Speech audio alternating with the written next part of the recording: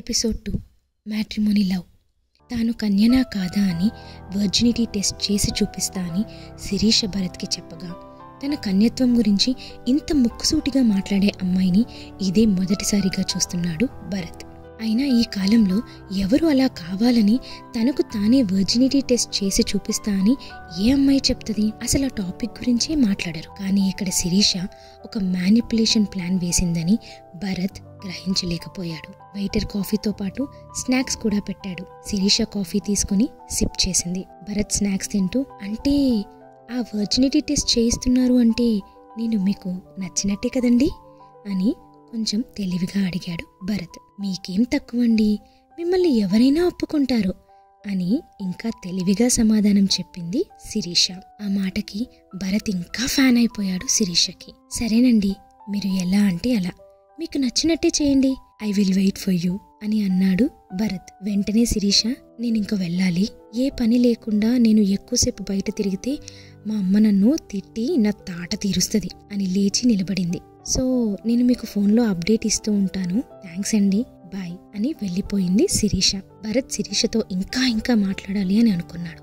కానీ శిరీష ఆ ఛాన్స్ ఇవ్వనందుకు కొంచెం నిరాశపడ్డాడు. ఈలోగా వెయిటర్ వచ్చి బిల్ ఎదురుగా పెట్టాడు. అలా ఆ రోజు నుండి భరత్ మైండ్లో శిరీష తప్పితే ఇంక ఏ ఆలోచన రావడం లేదు. నిమిషానికి ఒకసారి వాట్సాప్ తీసి తన డీపీని చూడడం, మెసేజ్ చెయ్యనా వద్దా అని అనుకోవడం. తొందరగా ఆ వర్జినిటీ టెస్ట్ చేయించవే బాబు, అలాగనైనా నాతో మాట్లాడతావేమో అని మనసులో అనుకోవడం లాంటివి చేస్తున్నాడు. ఇటువైపు శిరీష భరత్ ఎప్పుడు ఫోన్ చేస్తాడా అని గుడ్లు గుబలా ఎదురుచూస్తుంది. ఎందుకంటే తన ప్లాన్లో రెండో స్టెప్ ఇదే గనక.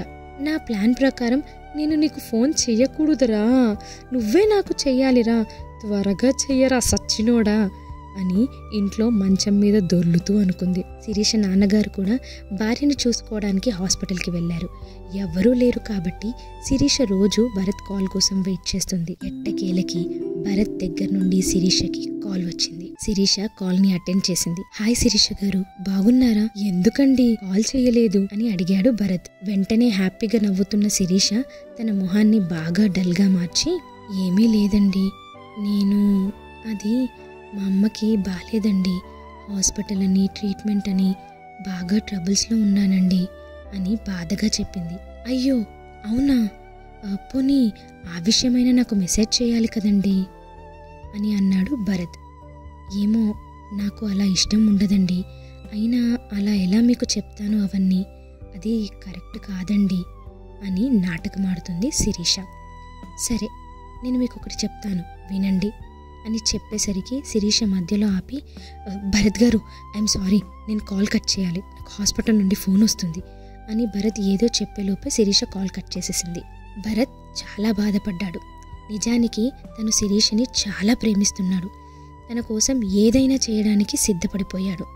ఒక మ్యాట్రిమోనీలో చూసిన అమ్మాయిపై ఇంత లవ్ ఎలా వస్తుంది అంటే దానికి భరతే సాక్ష్యం. ఇటు శిరీష మాత్రం తన అవసరాల కోసం ఒక జీవితంతో ఆడుకోవాలని డిసైడ్ అయింది. శిరీష మళ్ళీ కాల్ చేస్తుందని భరత్ వెయిట్ చేస్తున్నాడు.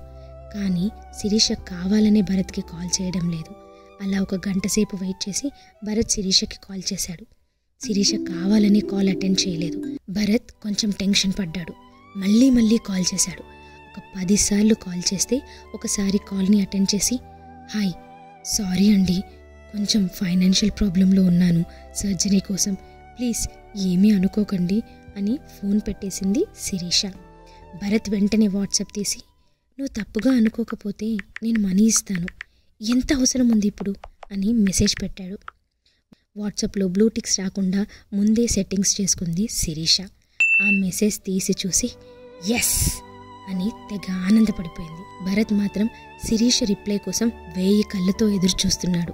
ఇప్పుడు శిరీష డబ్బులు తీసుకున్నా తాను భరత్కి దొరకకుండా ఎలా మేనేజ్ చేస్తుంది? భరత్ ఇప్పుడు నిజంగానే శిరీషకి డబ్బులు పంపిస్తాడా?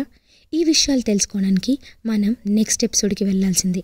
మీకు కానీ ఈ వీడియో నచ్చితే లైక్ చేయండి, కమెంట్ చేయండి, షేర్ చేయండి మరియు సబ్స్క్రైబ్ చేసుకోండి.